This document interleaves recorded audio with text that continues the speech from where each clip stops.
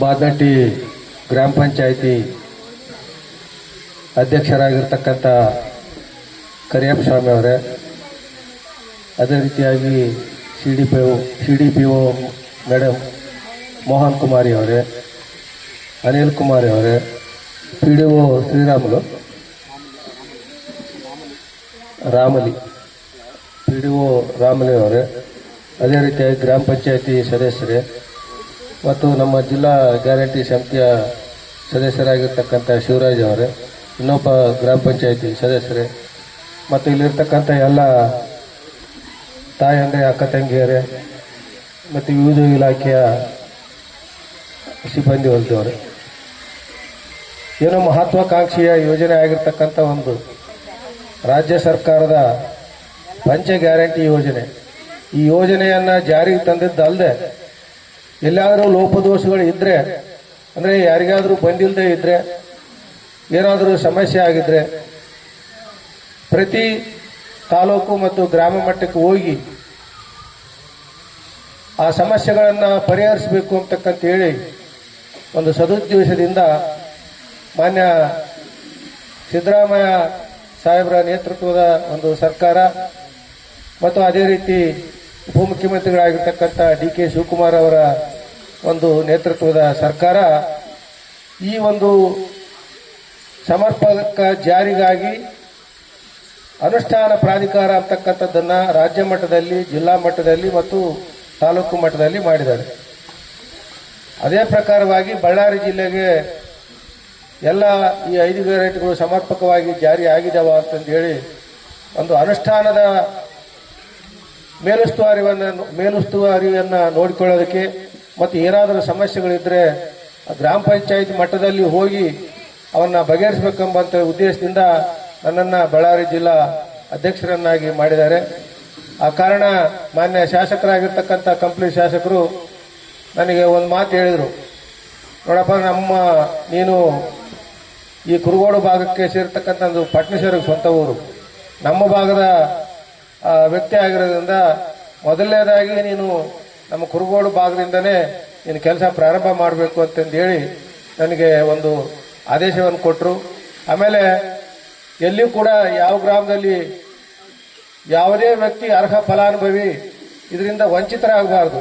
ಅಂದರೆ ಏನಾದರೂ ಸಮಸ್ಯೆ ಇದ್ದರೆ ಅಲ್ಲಿ ಹೋಗಿ ನೇರವಾಗಿ ಕೇಳಿ ಅವ್ರಿಗೂ ಕೂಡ ಈ ಒಂದು 5 ಯೋಜನೆಗಳು ಏನು ಗೃಹಲಕ್ಷ್ಮಿ, ಗೃಹಜ್ಯೋತಿ, ಶಕ್ತಿ, ಯುವ ನಿಧಿ ಮತ್ತು ಅನ್ನಭಾಗ್ಯ, ಈ ಯೋಜನೆಗಳು ಎಲ್ಲರಿಗೂ ಅರ್ಹರು ಯಾರಿದ್ದಾರೆ ಅವರೆಲ್ಲರಿಗೂ ತಲುಪಬೇಕು, ಆ ನಿಟ್ಟಿನಲ್ಲಿ ಕೆಲಸ ಮಾಡ್ರಿ ಅಂತೇಳಿ ಮಾನ್ಯ ಶಾಸಕರಾದ ಗಣೇಶ್ ಅವರು ಹೇಳಿದ್ರ ಪ್ರಯುಕ್ತ ನಾನು ಪ್ರಪ್ರಥಮವಾಗಿ ನಮ್ಮದೇ ಪಕ್ಕದ ಗ್ರಾಮ ಅಂದರೆ ನನ್ನ ಪಟ್ನೇಶ್ವರಗೂ ಇದು ಬಾದನಟ್ಟಿ, ನಮ್ಮ ಜಿಲ್ಲಾ ಪಂಚಾಯತಿ ವ್ಯಾಪ್ತಿಗೆ ಇದು ಬಾದನಟ್ಟಿ ಜಿಲ್ಲಾ ಪಂಚಾಯತಿ ವ್ಯಾಪ್ತಿಗೆ ನಮ್ಮ ಗ್ರಾಮ ಕೂಡ ಸೇರುತ್ತೆ. ಆ ಒಂದು ಕಾರಣಕ್ಕಾಗಿ ಮೊದಲನೇದಾಗಿ ಇಲ್ಲಿ ನಾನು ಬಾದನಟ್ಟಿ ಗ್ರಾಮ ಪಂಚಾಯತಿಯನ್ನು ಆಯ್ಕೆ ಮಾಡಿಕೊಂಡು ಇಲ್ಲಿಂದ ಪ್ರಾರಂಭ ಮಾಡೋಣ ಅಂತಕ್ಕಂಥ ಒಂದು ಉದ್ದೇಶದಿಂದ ಇಲ್ಲಿ ನಾವು ಈ ಗ್ಯಾರಂಟಿಗಳ ಯಾವುದಾದ್ರೂ ಲೋಪದೋಷಗಳು ಇದ್ದರೆ ಸರಿಪಡಿಸೋದು ಮತ್ತು ತಮ್ಮ ಅಭಿಪ್ರಾಯವನ್ನು, ಅಂದರೆ ಮುಖ್ಯವಾಗಿ ಈಗ ಯಾರು ಫಲಾನುಭವಿಗಳು ಆಗಿದ್ದಾರೆ, ಯಾರು ಆಗಲೇ ಉಳ್ಕೊಂಡಿದ್ದಾರೆ, ಅವರಿಬ್ಬರ ಅಭಿಪ್ರಾಯ ಕೂಡ ನಾವು ತಗೊಳ್ಬೇಕು. ಯಾಕೆ ಈ ಮಾತು ಹೇಳ್ತಿದ್ದೇನೆ ಅಂದರೆ, ಇವತ್ತು ರಾಜ್ಯದಲ್ಲಿ ಏನಾಗ್ತಾ ಇದೆ ಅಂದರೆ ಕೆಲವು ಪಟ್ಟಭದ್ರ ಹಿತಾಸಕ್ತಿಗಳಂತ ಕರೀತಾರೆ. ಅದನ್ನು ಯಾವತ್ತಾದರೂ ಬಡವರಿಗೆ ಹಣ ಬಂದರೆ ಅಥವಾ ಬಡವರಿಗೆ ಬೆಳಕು ಬಂದರೆ, ಬಡವರಿಗೆ ಅಕ್ಕಿ ಬಂದರೆ, ಬಡವರಿಗೆ ಒಂದು ನೆಮ್ಮದಿಯ ಜೀವನ ಬಂದರೆ ಯಾರು ಪಾಳೆಗಾರಿಕೆ ಮನಸ್ಥಿತಿ ಇರ್ತೈತೆ ಮೊದಲು ಕೆಲವು ಜನರಿಗೆ, ಅವರು ಅದನ್ನು ವಿರೋಧ ಮಾಡ್ತಾರೆ. ಇವರು ನಮ್ಮ ಸರಿಯಾಗಿ ಹೊಟ್ಟೆ ತುಂಬ ಊಟ ಮಾಡ್ತಾರೆ, ಇವರು ನಮ್ಮಂತೆ ಬೆಳಕಿನಲ್ಲಿರ್ತಾರೆ, ಇವ್ರಿಗೂ ಕೂಡ ಕೈಯಲ್ಲಿ ದುಡ್ಡಿದೆ ಅಂತಕ್ಕಂಥ ಒಂದು ಮನಸ್ಥಿತಿಯ ಜನ ಕೆಲವೇ ಜನ ಇದ್ರೂ ಕೂಡ ಅದನ್ನ ವಿರೋಧ ಮಾಡಿ ಅಪಪ್ರಚಾರ ಮಾಡ್ತಾರೆ. ಏನು ಅಪಪ್ರಚಾರ ಮಾಡ್ತಾರೆ? ಬಸ್ನಾಗ ಹೋದ್ರೆ ಮೊದಲು ಚೆನ್ನಾಗಿತ್ತಪ್ಪ, ಈ ಹೆಣ್ಮಕ್ಳಿಗೆ ಫ್ರೀ ಕೊಟ್ಟಿರುತ್ತೆ, ಹೆಣ್ಮಕ್ಳು ಜಗಳ ಆಡ್ತಾರೆ ಬಸ್ನಾಗ ಅಂತ ಒಂದು ವಿಡಿಯೋ ತೆಗೆದ್ರೆ ಅದನ್ನ ವಿಡಿಯೋ ಬಿಟ್ಬಿಡೋದು. ಅದು ಎದಕ್ಕೆ ಜಗಳ ಮಾಡಿರ್ತಾರೋ, ಯಾರು ಜಗಳ ಮಾಡಿರ್ತಾರೋ ಗೊತ್ತಿರಲ್ಲ. ಉಚಿತ ಗ್ಯಾರಂಟಿ ಕೊಟ್ಟದಕ್ಕಾಗಿ ಜಗಳ ಮಾಡ್ತಾರೆ ಅಂತಕ್ಕಂಥ ಒಂದು ಅಪಪ್ರಚಾರವನ್ನ ಮಾಡ್ತಾರೆ. ಅಂದ್ರೆ ಮೊದಲು ಯಾರು ಕೂಡ ಬಸ್ನಲ್ಲಿ ಜಗಳ ಮಾಡಿದ್ದಿಲ್ಲ ಅಂತ ಕೇಳ್ಬೋದು ನಾವು. ಯಾಕಂದ್ರೆ ಜಗಳಗಳು ಮಾನವ ಸ್ವಭಾವ ಅದು. ನೀನು ಮನೆಗಿದ್ರು ಜಗಳ ಮಾಡ್ತಾರ, ಹೊಲ್ದಾಗಿದ್ರು ಜಗಳ ಮಾಡ್ತಾರ, ಬಸ್ನಾಗಿದ್ರು ಜಗಳ ಮಾಡ್ತಾರೆ. ಹುಟ್ಟು ಗುಣ ಇದು, ಮನುಷ್ಯನ ಹುಟ್ಟು ಗುಣ. ಪ್ರೀತಿ ಎಲ್ಲಿ ಪ್ರೀತಿ ಇರುತ್ತೋ ಅಲ್ಲಿ ಜಗಳ ಇರ್ತದೆ.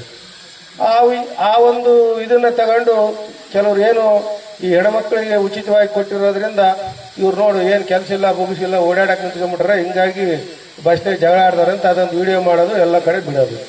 ಈ ಥರದ ಮನೋಭಾವನೆ, ಈ ಯೋಜನೆಗಳ ಬಗ್ಗೆ ಕೆಟ್ಟ ಅಭಿಪ್ರಾಯ ಮೂಡಿಸ್ತಕ್ಕಂಥ ಒಂದು ಅಸತ್ಯವನ್ನ ನಾವು ಮರೆಮಾಚಿ ಏನು ಸತ್ಯ ಇದೆ, ನಿಜವಾಗಲೂ ಇದರಿಂದ ಹೆಣ್ಮಕ್ಳಿಗೆ ಅನುಕೂಲ ಆಗಿದೆ. ಈ ಹಿಂದೆ ನಾವು ಯಾವ್ದಾದ್ರು ಒಂದು ದೇವಸ್ಥಾನಕ್ಕೆ ಹೋಗ್ಬೇಕು, ಹುಲಿಯಮ್ಗೆ ಹೋಗ್ಬೇಕು, ಧರ್ಮಸ್ಥಳಕ್ಕೆ ಹೋಗ್ಬೇಕು, ಅಥವಾ ಹುಬ್ಬಳ್ಳಿ ಸಿದ್ದಾರೂಢಿಗೆ ಹೋಗ್ಬೇಕು, ಗಾಳಿ ಮಾರ್ಯಮ್ಗೆ ಹೋಗ್ಬೇಕು ಅಂತಂದ್ರೆ ಮನೇಲಿ ಕೇಳಿದ್ರೆ ದುಡ್ಡು ಎಲ್ಲ ಐತೆ ಅನ್ನೋರು. ಅವ್ರು ದುಡ್ಡು ಎಲ್ಲ ಐತೆ, ಅಷ್ಟು ದೂರ ಹೋಗಕ್ಕ ಆಗ್ತತ ನಮ್ಗೆ ಅಷ್ಟೈತೆ ಅಂತ. ಇವಾಗ ಆ ಮಾತು ಬರೋದಿಲ್ಲ, ಯಾಕಂದ್ರೆ ಬಸ್ನಲ್ಲಿ ಉಚಿತವಾಗಿ ಹೋಗ್ತಾರೆ. ಮತ್ತು ಜೊತೆಗೆ ಪ್ರತಿ ತಿಂಗಳು 2000 ಹಣ ಬರೋದ್ರಿಂದ ಆ ಒಂದು ದುಡ್ಡಿನ ಪ್ರಶ್ನೆನೇ ಬರದೆ ಯಾಕೆ ಈ ಒಂದು ಕಾರ್ಯಕ್ರಮಗಳಿಗೆ, ಎಲ್ಲ ಕಾರ್ಯಕ್ರಮಗಳಿಗೆ ಹೆಚ್ಚಿನ ಮಹತ್ವವನ್ನು ಹೆಣ್ಮಕ್ಳಿಗೆ ಯಾಕೆ ಕೊಟ್ಟರು ಅಂತಂದ್ರೆ, ನೀವು ನೋಡ್ಬೋದು, ಗೃಹಲಕ್ಷ್ಮಿ ಹೆಣ್ಮಕ್ಳ ಖಾತೆಗೆ ಹಣ ಬರುತ್ತೆ, ಗೃಹ ಜ್ಯೋತಿ ಎಲ್ಲ ಮನೆಗೆ ಎಲ್ಲರಿಗೂ ಬೆಳಕು ಬರುತ್ತೆ. ಅದೇನು ಯಾರಿಗೂ ಯುವ ನಿಧಿ ಅಂದ್ರೆ ಓದಿರ್ತಕ್ಕಂಥ ಹುಡುಗರಿಗೆ ದುಡ್ಡು ಕೊಡ್ತಾರೆ. ಡಿಗ್ರಿ ಮಾಡಿದವರಿಗೆ 3000 ಮತ್ತು ಡಿಪ್ಲೊಮಾ ಮಾಡಿದವರಿಗೆ 1500. ಅದೇ ರೀತಿ ಅನ್ನಭಾಗ್ಯ ಯೋಜನೆ ಎಲ್ಲರಿಗೂ ಕೂಡ ಬರುತ್ತೆ, ಯಾರೋ ಒಬ್ಬರಿಗೆ ಕೊಡೋದಲ್ಲ, ಇಡೀ ಕುಟುಂಬಕ್ಕೆ ಅಕ್ಕಿ ಕೊಡ್ತಾರೆ. ಆದ್ರೆ ಮಾತಾಡೋದು ಏನ್ ಮಾತಾಡ್ತಾರೆ, ಎಲ್ಲ ಹೆಣ್ಮಕ್ಳಿಗೆ ಕೊಡ್ತಾರ, ನಮ್ಗೇನು ಕೊಡಂಗಿಲ್ಲ ಅಂತ.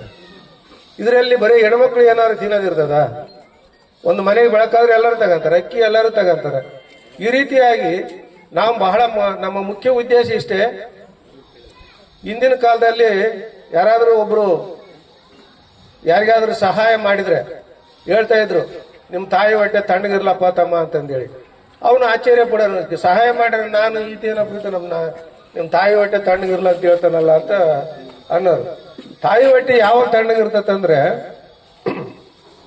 ಆ ಮನೆಯಲ್ಲಿ ಕಟ್ಟ ಕಡಿಯ ವ್ಯಕ್ತಿ ಹೊಟ್ಟೆ ತುಂಬ ಊಟ ಮಾಡಿದಾಗ, ಆ ಮನೆಯಲ್ಲಿ ಇರ್ತಕ್ಕಂಥ ಸಣ್ಣ ಮಗು ಕೂಡ ಬೆಚ್ಚನೆ ಮಲಗಿದಾಗ, ಆ ಮನೆಯಲ್ಲಿ ಇರ್ತಕ್ಕಂಥ ಒಂದು ಮಗು ಬಹಳ ಸಂತೋಷದಿಂದ ಇದ್ದಾಗ, ಮತ್ತು ಆ ಮನೆಯ ಯಜಮಾನ ಕೂಡ ಹೊಟ್ಟೆ ತುಂಬ ಊಟ ಮಾಡಿ, ತಾಯಿ ಆಮೇಲೆ ಊಟ ಮಾಡಿ ಸಂತೃಪ್ತಿ ಆದಾಗ ಮಾತ್ರ ಆ ತಾಯಿ ಹೊಟ್ಟೆ ತಣ್ಣಗಿರ್ತೈತೆ. ಅದಕ್ಕಾಗಿ ಹಿಂದಿನ ಕಾಲದವ್ರು ಯಾರಾದ್ರೂ ಆಶೀರ್ವಾದ ಮಾಡ್ಬೇಕಾದ್ರೆ ಏನಾದ್ರು ಒಳ್ಳೇದು ಮಾಡಿದಾಗ ನಿಮ್ಮ ತಾಯಿ ಹೊಟ್ಟೆ ತಣ್ಣಗಿರ್ಲಪ್ಪ ಅಂತ ಹೇಳ್ತಿದ್ರು.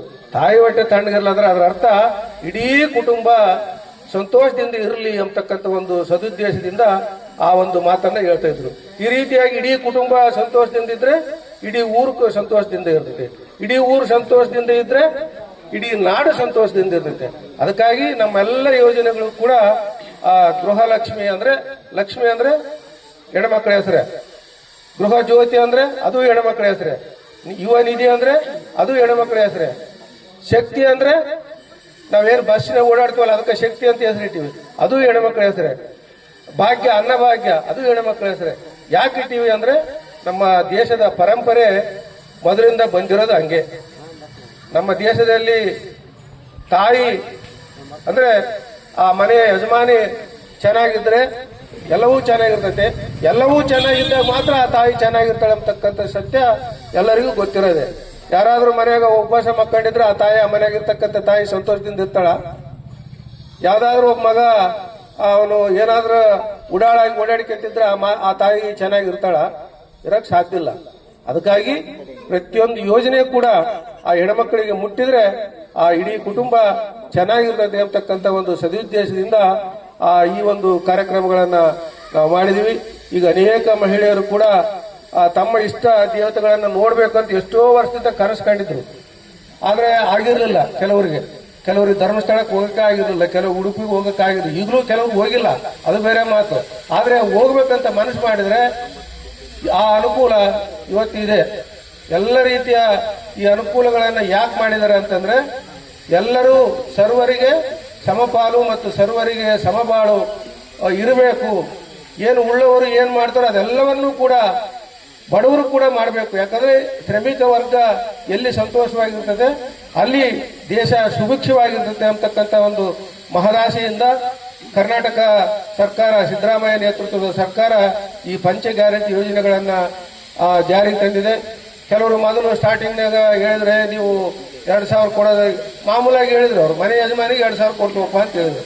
ಅದನ್ನೇ ಇವ್ರು ನೀವು ಯಜಮಾನಿಗೆ ಕೊಟ್ಟರೆ ಸೊಸೆಯಲ್ಲಿ ಹೋಗ್ಬೇಕು, ಅತ್ತೆ ಸೊಸೆ ಜಗಳ ಮಾಡ್ತಾರ ಅಂತ. ಅತ್ತೆ ಸೊಸೆ ಇವತ್ತಿನವರೆಗೆ ಯಾರನ್ನ ಜಗಳ ಮಾಡ್ಯಾರ ದುಡ್ಡಿನ ವಿಷಯದಾಗ? ಯಾರು ಮಾಡಿಲ್ಲ. ಯಾಕೆ ಮಾಡ್ತಾರ? ಅತ್ತೆಗೆ ದುಡ್ಡು ಬಂದ್ರೆ ಇಡೀ ಮನೆಗೆ ಬಂದಂಗ. ಏನು ಬೇರಿಗೆ ನೀರು ಹಾಕಿದ್ರೆ ಇಡೀ ಮರ ಚಿಗಿತ್ಕೊಳ್ತೈತೆ. ಆ ಒಂದು ಉದ್ದೇಶ.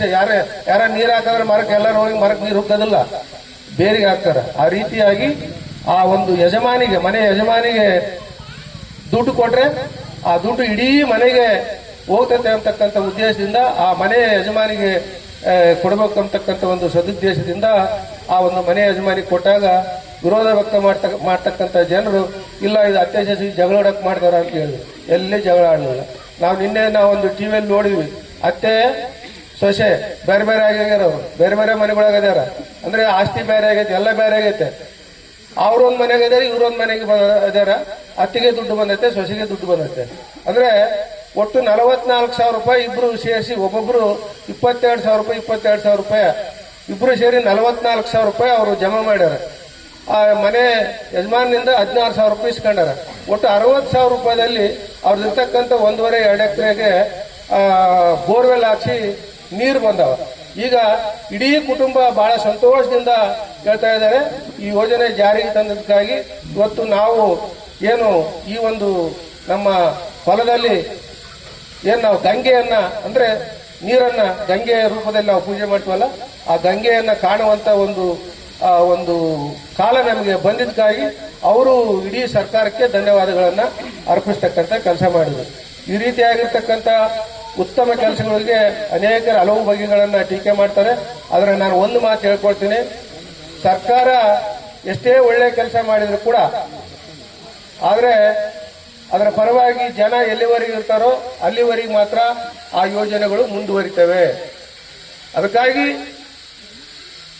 ನೀವು ಈ ಯೋಜನೆಗಳ ಪರವಾಗಿ ಅಭಿಪ್ರಾಯವನ್ನು ರೂಪಿಸ್ತಕ್ಕಂಥ ಕೆಲಸ ಎಲ್ಲ ತಾಯಂದ್ರು ಮಾಡಬೇಕು. ತಾಯಂದ್ರೆ ಅಂದ್ರೆ ಆ ಮನೆಯಲ್ಲಿ ಇರ್ತಕ್ಕಂಥ ಮಕ್ಕಳಿಗೆ ಹೇಳಬೇಕು, ಆ ಮನೆಯಲ್ಲಿರ್ತಕ್ಕಂಥ ಯಜಮಾನರಿಗೆ ಹೇಳಬೇಕು, ಅಕ್ಕಪಕ್ಕದವರಿಗೆ ಹೇಳಬೇಕು, ಈ ಯೋಜನೆಯಿಂದ ನಮಗೆ ಒಳ್ಳೇದಾಗಿದೆ, ಏನು ಕೆಟ್ಟದಾಗಿಲ್ಲ ಅಂತಕ್ಕಂಥ ಜನಾಭಿಪ್ರಾಯ ಮೂಡಿದಾಗ ಮಾತ್ರ ಈ ಯೋಜನೆಗಳು 16 ವರ್ಷ ಇದೇ ರೀತಿಯಾಗಿ ನಡ್ಕೊಂಡು ಹೋಗ್ತವೆ. ಈ ನಾವು ಅಪಪ್ರಚಾರಗಳಿಗೆ ಕಿವಿಗೊಟ್ಟು ಈ ಯೋಜನೆಗಳಿಂದ ಏನು ಪ್ರಯೋಜನ ಇಲ್ಲ ಅಂತಕ್ಕಂಥ ಒಂದು ಅಭಿಪ್ರಾಯ ಸಂಘಟಿತವಾದರೆ ಈ ಯೋಜನೆಗಳ ಜಾರಿಗೆ ಧಕ್ಕೆ ಆಗ್ತದೆ. ಆದರೆ ಸಿದ್ದರಾಮಯ್ಯ ಸಾಹೇಬರು ಹೇಳಿದ್ದಾರೆ ಮತ್ತು DK ಶಿವಕುಮಾರ್ ಸಾಹೇಬರು ಹೇಳಿದ್ದಾರೆ, ಎಲ್ಲಿವರೆಗೂ ಜನರ ಆಶೀರ್ವಾದ ನಮ್ಮ ಮೇಲೆ ಇರ್ತದೋ ಅಲ್ಲಿವರೆಗೂ ಕೂಡ ಈ ಯೋಜನೆಗಳನ್ನು ಯಾರೂ ರದ್ದು ಮಾಡಕ್ಕೆ ಸಾಧ್ಯ ಇಲ್ಲ, ನಾವು ರದ್ದು ಮಾಡಕ್ಕೆ ಬಿಡೋದಿಲ್ಲ. ಅದಕ್ಕಾಗಿ ನೀವು ಯಾವತ್ತಿಗೂ ಕೂಡ ಈ ಯೋಜನೆಗಳ ಪರವಾಗಿ ನಿಂತ್ಕೊಳ್ಬೇಕು ಅಂತಕ್ಕಂಥ ಒಂದು ಜನಾಭಿಪ್ರಾಯವನ್ನ ಮೂಡಿಸೋದ್ರ ಜೊತೆಗೆ ಏನಾದರೂ ಇನ್ನೂ ಬಂದಿಲ್ಲದರಿದ್ರೆ ಅವರಿಗೆ ಬರೋ ರೀತಿಯಲ್ಲಿ ಏನು ಕೆಲಸ ಮಾಡಬೇಕು ಅವರ ಅಭಿಪ್ರಾಯಗಳು ಕೂಡ ನಾವು ಕೇಳೋದಕ್ಕೆ ನಾವು ಬಂದಿದ್ದೀವಿ. ಅದೇ ರೀತಿಯಾಗಿ ನಿಮ್ಮಲ್ಲಿ ಯಾರಾದರೂ ಅಭಿಪ್ರಾಯ ಹಂಚ್ಕೊಳ್ಳೋದಿದ್ರು ಕೂಡ ತಾಯಂದ್ರು ಇದರಿಂದ ಏನಾದರೂ ಒಳ್ಳೇದಾಗಿದೆ. ಈ ಕೆಲವರು ನಾವು ಕೆಲವು ಕಡೆ ಹೋದಲ್ಲಿ ಸಾವುಕಾರ ಮನೆಯಲ್ಲಿ ಮಾತ್ರ ಫ್ರಿಡ್ಜ್ ಇರ್ತಿತ್ತು, ಈಗ ದುಡ್ಡೆಲ್ಲ ಸೇರಿಸಿಕೊಂಡು ಫ್ರಿಡ್ಜ್ ತಂದಾರ, ಫ್ಯಾನ್ ತಂದಾರ, ಆಮೇಲೆ ಈ ರೀತಿ ಏನೋ ಒಂದು ಆಕಳ ತಂದಾರ. ಈ ರೀತಿ ಯಾವುದಾದ್ರೂ ಅಭಿಪ್ರಾಯಗಳನ್ನ ಹಂಚ್ಕೊಳ್ಳೋರಿದ್ರೆ ಕೂಡ ತಾವು ಹಂಚ್ಕೊಳ್ಬಹುದು. ಮತ್ತು ಯಾರಿಗೆ ಬಂದಿಲ್ಲ ಅವರು ಕೂಡ ನಮಗೆ ತಮ್ಮ ಸಮಸ್ಯೆ ಹೇಳಿದ್ರೆ ಆ ಸಮಸ್ಯೆಗಳನ್ನು ಬಗೆಹರಿಸ್ತಕ್ಕಂಥ ನಿಟ್ಟಿನಲ್ಲಿ ಎಲ್ಲ ಇಲ್ಲಿ ಅಧಿಕಾರಿಗಳು ವರ್ಗ ಏನಿದ್ದಾರೆ ಅವರೆಲ್ಲರೂ ಪ್ರಯತ್ನ ಮಾಡ್ತಾರೆ. ಈ ಮುಂದಿನ ಕಾರ್ಯಕ್ರಮವನ್ನು ನಮ್ಮ ಅನಿಲ್ ಸರ್ ನಡೆಸ್ಕೊಡ್ಬೇಕಂತ ಕೇಳ್ತಾರೆ.